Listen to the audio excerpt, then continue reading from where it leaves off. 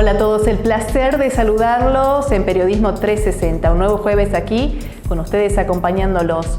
Y hoy traemos un tema que nos convoca a todos, la educación. Espero que nos acompañen durante esta media hora y también para tratar otros temas en el marco de la coyuntura. Gracias.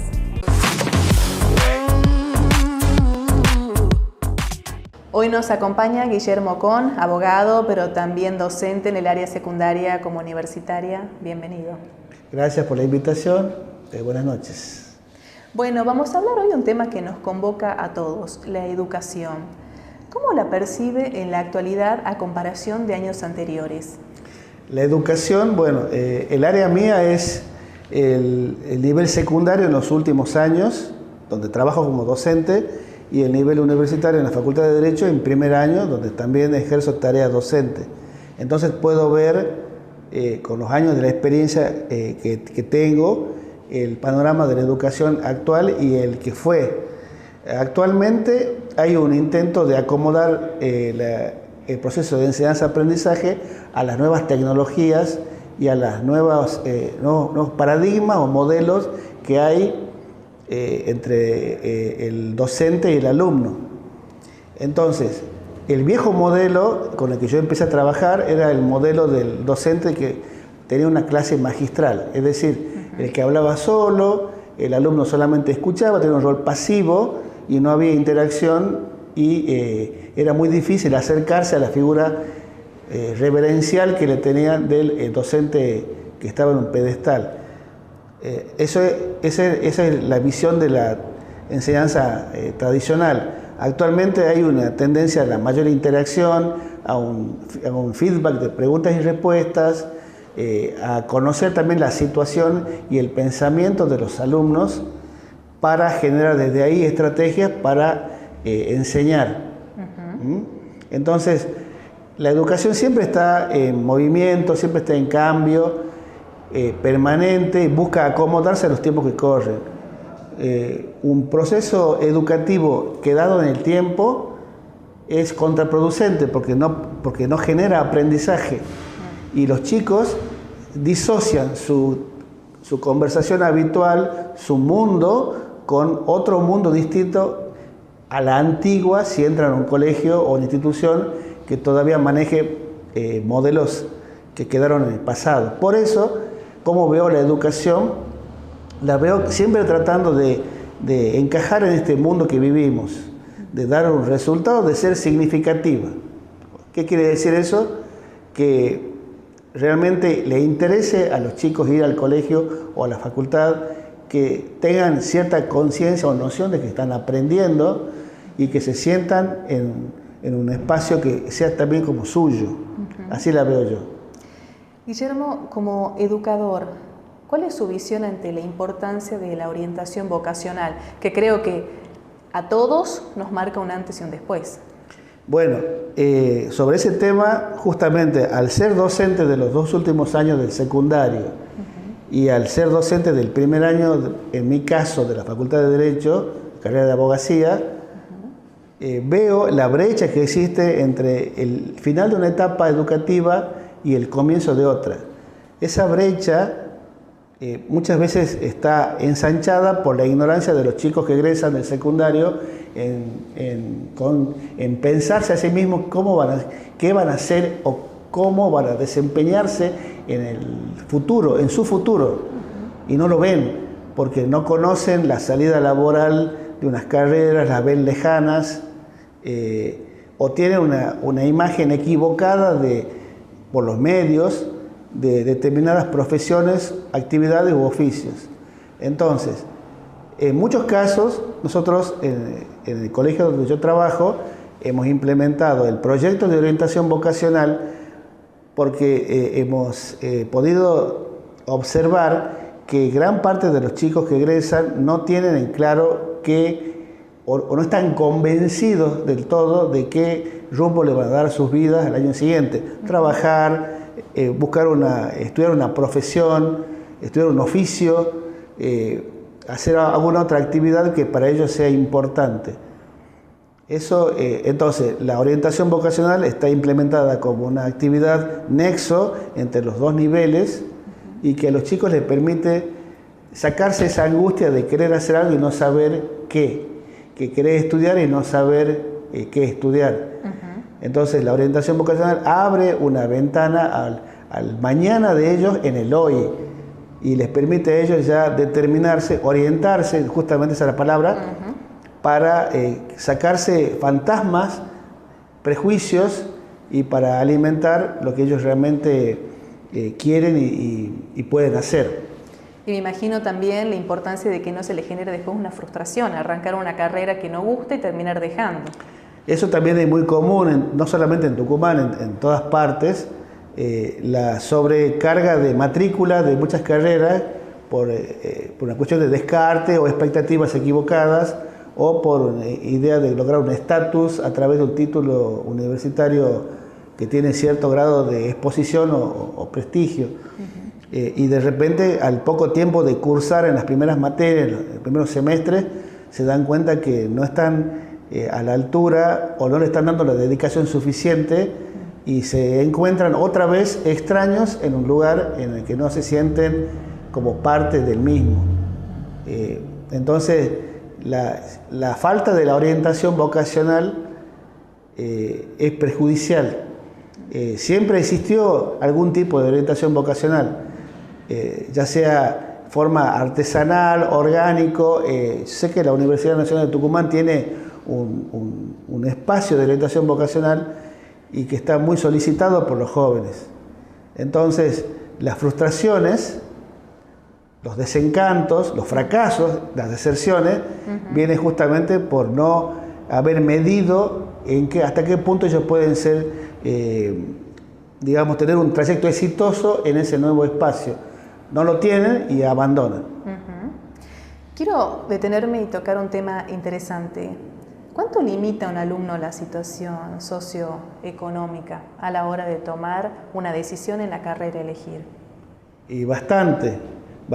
Yo, cuando converso con mis alumnos de secundario, les pregunto de manera informal qué piensan estudiar y casi todos me dicen determinada carrera. Pero después, con el paso del año siguiente, cuando les pregunto a los hermanos menores, a los parientes, o los encuentro por la calle, casi nadie ha seguido lo que quería hacer, justamente por el condicionante económico que implica el hecho de querer procurar recursos para su familia o lograr un pequeño grado de independencia respecto de los padres. Eso es natural y también atenta o es un factor a tener en cuenta, mejor dicho, con el trayecto de estudios superiores que sea exitoso. Muchos tienen que trabajar para poder estudiar, lo que también incide en una merma en el rendimiento académico, por supuesto, porque sus energías están puestas en el trabajo, que tiene, por supuesto, el consiguiente desgaste físico, emocional. Entonces ellos llegan un poco más lento a su meta, pero bueno, también ponen a prueba su carácter, su temple, su decisión. Y son historias de vida. Cada alumno es una historia de vida.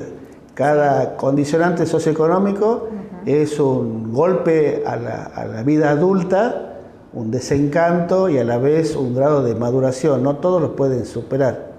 Exacto. ¿No? Eso es un elemento que tenemos muy en cuenta nosotros con nuestro proyecto de orientación vocacional. Guillermo, ya para ir cerrando la entrevista, muy rica por cierto, gracias por el tiempo. La importancia de consultar si tanto los colegios como las universidades han logrado aceptarse a los cambios de la tecnología que está a la orden del día. Sí, están siempre buscando acomodar sus currículas, sus estrategias de enseñanza-aprendizaje a los nuevos fenómenos tecnológicos, porque es parte del ritmo de la vida moderna.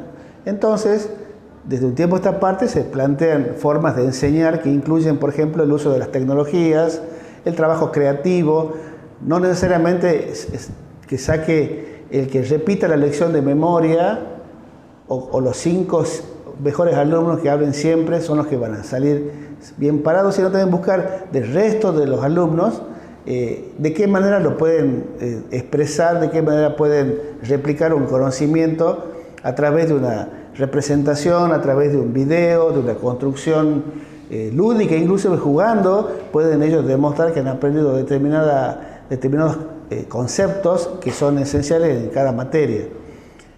Incluso para ellos, por ejemplo, una visita a una universidad es un antes y un después también. Entonces, tienen una forma también de demostrar que se han aplicado exitosamente ciertas estrategias que incluyen las nuevas tecnologías. Incluso el uso de los teléfonos, ya que pueden navegar y buscar cosas, el uso de la inteligencia artificial, que también permite ahorrar tiempo en la búsqueda de la información. Y ahora hablemos de lo que dice y contame qué es lo que dice. La expresión oral y la expresión escrita y la producción escrita son fortalezas que siempre se van a buscar. La expresión gestual, la actitud, la forma de la corporalidad y el uso de la palabra, el uso de los elementos con que cuenta para desarrollar sus ideas, también son estrategias que se están utilizando buscando siempre la creatividad y la compañía alegre de los alumnos que quieren participar en una clase. Es lindo tener alumnos que se sienten felices de estar en clase. Guillermo, gracias por venir. Esperamos tenerlo pronto en Periodismo 360. Muchísimas gracias por la invitación y para lo que necesiten. Compartimos una breve pausa publicitaria. A la vuelta regresamos con más.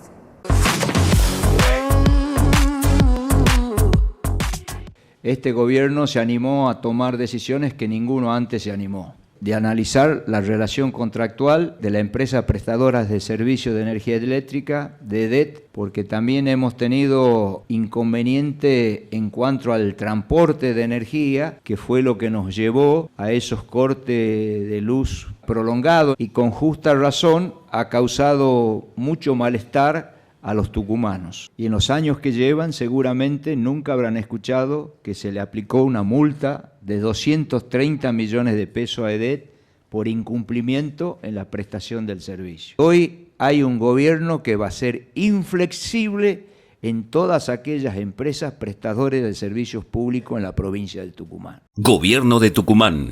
Osvaldo Jaldo, gobernador. Desde el interior venimos con nuestra experiencia, con nuestra historia, a hacer nuestro aporte al debate de la política tucumana y, ¿por qué no?, la política nacional. Desde acá, desde la legislatura, estamos presentando proyectos porque queremos el bienestar de todos los tucumanos. Trabajar por la gente, acompañando al mundo de la producción y desde Famayá le podemos demostrar que sí se puede transformar, que son importantes para multiplicar las mejores condiciones de vida para nuestra gente. Un abrazo grande, siempre con ustedes y nosotros también contamos con ustedes.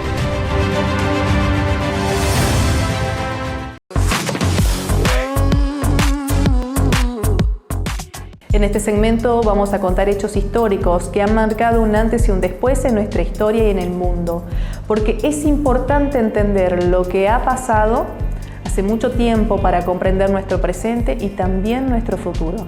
Quédense con nosotros y vamos a compartir el caso Watergate.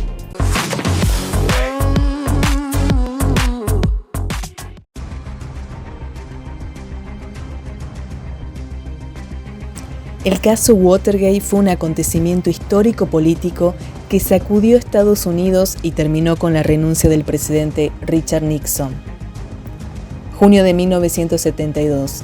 Apenas faltaban meses para las elecciones de noviembre en la que el presidente Richard Nixon buscaba la reelección frente al demócrata George McGovern. En el primer mandato de Nixon estuvo marcado por numerosas protestas violentas por la guerra de Vietnam, una de las épocas más intensas del país. La sensación era como encontrarse en un estado de sitio. El 17 de junio de 1972 fueron detenidos 5 hombres en las instalaciones del Comité Nacional del Partido Demócrata, en el edificio Watergate. El arresto fue llamativo para Bob Woodward y Carl Bernstein, periodistas del diario Washington Post, cuando vieron detenido a Jane McCord, un antiguo miembro de la CIA y el jefe de seguridad de la campaña de reelección de Nixon. Lo que Woodward y Bernstein nunca se imaginaron es que estaban al frente de un hecho que hizo temblar a la Casa Blanca. Los periodistas investigaron la relación de estas personas con el presidente Richard Nixon. En este proceso fue letal la ayuda de varias fuentes, en la que se destacó Garganta Profunda, un miembro de la cúpula del FBI, que un año más tarde se reveló su verdadera identidad, Mark Felt. Las investigaciones de los reporteros daban indicios que estaban desentrañando una campaña de espionaje y sabotaje por parte de la Casa Blanca. El 1 de agosto de 1972, Woodward y Bernstein realizaron un artículo en el diario Washington Post sobre el caso Watergate, en el que decía que uno de los detenidos había recibido dinero de la campaña de Nixon. En ese contexto, el secretario de prensa dijo en una conferencia que no respaldaba a esa clase de periodismo mezquino que tanto le gusta el Washington Post. Un periodismo chapucero. No respeto esa clase de periodismo, el periodismo mezquino que tanto le gusta al Washington Post. El 7 de noviembre de 1972, Nixon fue reelecto con una victoria aplastante sobre el demócrata George McGovern. El 8 de enero de 1973 inició el juicio contra los 5 detenidos por el caso Watergate y revelaron información importante, como que el presidente tenía un sistema de escucha en su despacho. Las grabaciones que Richard Nixon tenía en su poder fue clave para la justicia, que demostró que el presidente participó del encubrimiento y espionaje orquestado desde Casa Blanca, con el único objetivo de conocer todo sobre su rival del Partido Demócrata. El 9 de agosto de 1974, Richard Nixon renunció a la presidencia y se convirtió en el único presidente en dimitir el cargo. Por lo tanto, mañana al mediodía presentaré mi dimisión.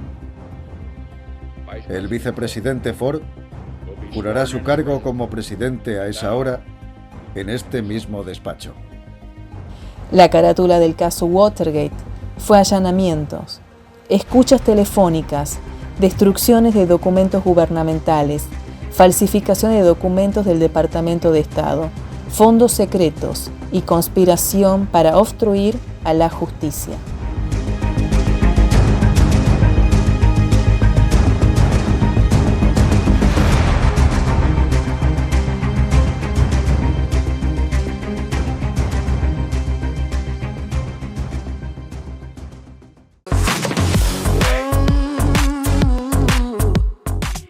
Este gobierno se animó a tomar decisiones que ninguno antes se animó, de analizar la relación contractual de la empresa prestadora de servicio de energía eléctrica, de EDET, porque también hemos tenido inconveniente en cuanto al transporte de energía, que fue lo que nos llevó a esos cortes de luz prolongados y con justa razón ha causado mucho malestar a los tucumanos. Y en los años que llevan seguramente nunca habrán escuchado que se le aplicó una multa de 230 millones de pesos a EDET por incumplimiento en la prestación del servicio. Hoy hay un gobierno que va a ser inflexible en todas aquellas empresas prestadoras de servicios públicos en la provincia de Tucumán. Gobierno de Tucumán.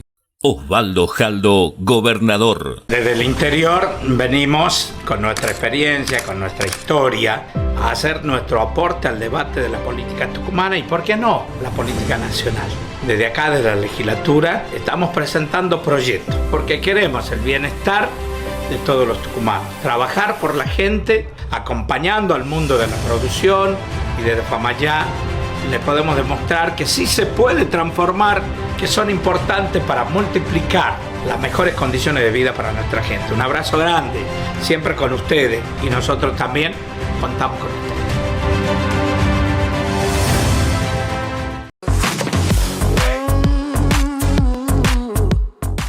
En este bloque traemos la importancia de cuidarse de la estafa digital. En esta ocasión, Efraín Sale junto a José Farhat nos cuentan de qué se trata. Periodismo 360, mi nombre es Efraín Sale y estamos acá con el doctor José Farhat, secretario de Estado de Participación Ciudadana. En los últimos tiempos hemos escuchado bastante a lo largo de toda la pandemia y también en la actualidad, porque hay cosas que en la pandemia han ocurrido que se ha expandido a los tiempos actuales, y lo que se ha escuchado recurrentemente es: me han hackeado el WhatsApp. Doctor, ¿cómo puede ocurrir esto del hackeo de WhatsApp? Bueno, es una frase popular en estos tiempos, pero lo que realmente sucede es que no se ha hackeado la aplicación y no se ha vulnerado el software de WhatsApp, sino se ha manipulado al usuario, que es el eslabón más débil en ciberseguridad. Es decir, lo que han buscado estos ciberdelincuentes es, a través de una estrategia de manipulación, obtener los 6 números del código de verificación de WhatsApp, que es la llave de acceso a la aplicación. Esos 6 números son tan personales que no se los tenemos que entregar a nadie, porque si nosotros los entregamos podemos perder el uso de nuestro WhatsApp, y hoy nos hemos ya dado cuenta de que la identidad digital, el WhatsApp juega una figura ineludible en decir: bueno, me llegó un mensaje del WhatsApp de Efraín o de José, inmediatamente lo relacionan que somos nosotros quienes están escribiendo. Y esto también no solo para la aplicación que va en la vía de los celulares móviles, sino también en lo que es la plataforma web. Tenemos que tener los mayores cuidados, porque se puede mandar un mensaje haciéndose pasar por nosotros, aunque nos hayamos olvidado la cuenta abierta. Entonces, esa relación que hay entre el mundo físico y real y digital hoy es tan de que se han puesto en un mismo plano que ya no hay forma de distinguir quién ha enviado el mensaje, ¿no? ¿Cómo podemos salvaguardarnos en el sentido de cómo estar prevenidos a la hora de no entregar este código de verificación, de no olvidar, por ejemplo, el WhatsApp abierto? ¿Qué podemos hacer? Bueno, primero y principal, conocer que hay un código de verificación de 6 números, que no se lo tenemos que entregar a nadie. Segundo, que las técnicas de manipulación van a venir contextuales, como en algún programa lo hablamos, que tiene que ver con: te hemos enviado 6 números que necesitamos para que acceda a tal beneficio. Saber que si esos 6 números, leerlos, detenerlos, tienen referencia a WhatsApp. Esos 6 números son lo que alguien está intentando a utilizar nuestra aplicación, y esos 6 números, si nosotros los entregamos, van a hacer que salte la aplicación de nuestro móvil a otro y vamos a perder el manejo. También un mecanismo para resguardarnos es activar lo que es la verificación en 2 pasos, son otros 6 números, y además también ligar nuestro mail al número de WhatsApp, a la aplicación, para que en caso que perdamos el uso de la aplicación de WhatsApp podamos recuperarlo rápidamente. Si nosotros no tenemos activada la contraseña en 2 pasos, si no tenemos ligado el mail, nos puede llevar entre 7, 10, 15 días recuperar la cuenta, y durante ese plazo alguien estuvo vinculándose, haciéndose pasar por nosotros. En este bloque, la licenciada Guadalupe Nuno hace un complemento del caso Watergate, donde nos va a contar la importancia del lenguaje corporal. ¿Cuánto decimos con nuestro cuerpo? Mucho más que con nuestras palabras. Quédense con nosotros y aprendemos juntos de lo que se trata la oratoria.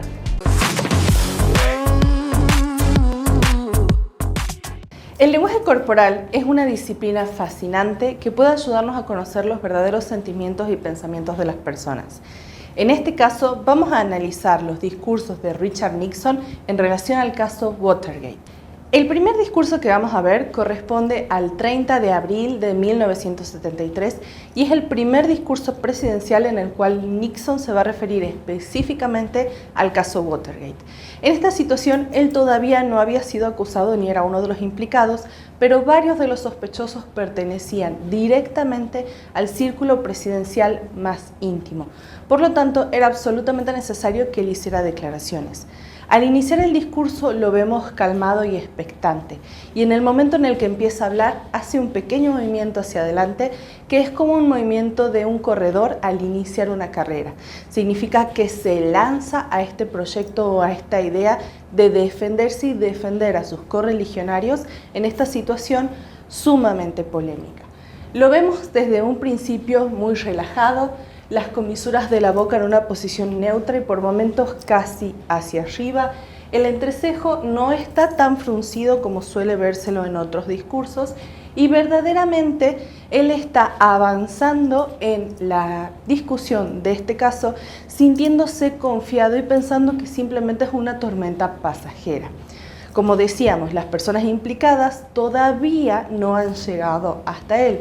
Pero sin embargo, a medida que va avanzando en la línea del tiempo y recorriendo la cronología del caso Watergate, vamos a ver que cada vez demuestra más signos de enojo.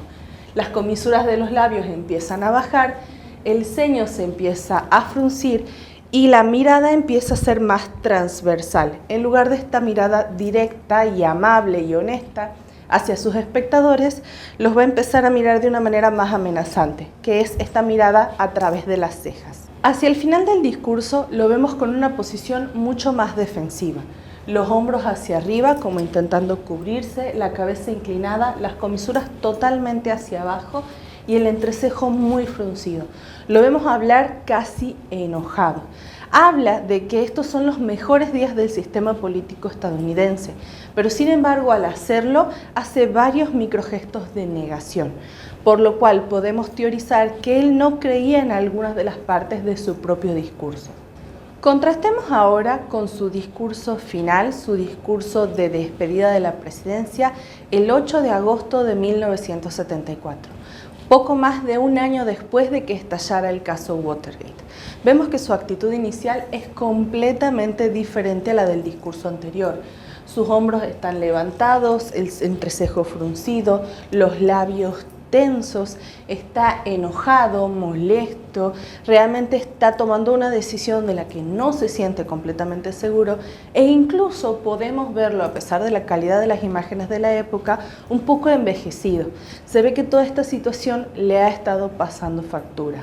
Lo cierto es que cuando Richard Nixon decide dejar la presidencia de los Estados Unidos, y esto se ve claramente en su discurso de renuncia, no lo hace tanto por una cuestión moral, de culpa o por una cuestión ética. Lo hace porque el propio Congreso de los Estados Unidos y el pueblo le han soltado la mano. Políticamente no puede seguir gobernando en este contexto y por eso se ve obligado a renunciar, siendo hasta el día de hoy el único presidente de los Estados Unidos que ha dejado el cargo, siendo el único que ha renunciado. Vemos su ceño fruncido, las comisuras bajas, arrugas en la parte de la boca, los costados de los labios y esta mirada de enojo que al mismo tiempo interpela al público. Lamentablemente para Nixon su renuncia a la presidencia y las consecuencias del caso Watergate que cambiaron la política mundial fueron el legado que él dejó. Y hasta el día de hoy es una de las cosas por las que se les recuerda y no tanto por todas las decisiones y las cosas que hizo en su presidencia. Y eso es algo que en su mismo discurso de renuncia lo atormenta, porque le pide al pueblo que lo recuerde por las cosas buenas que hizo y no por esta crisis política y social.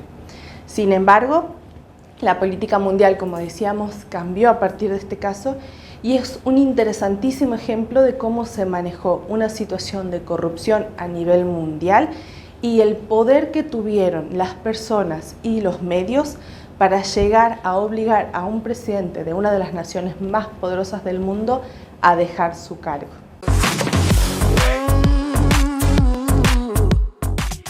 Llegamos al final de Periodismo 360. Los esperamos el próximo jueves a las 22:30 horas.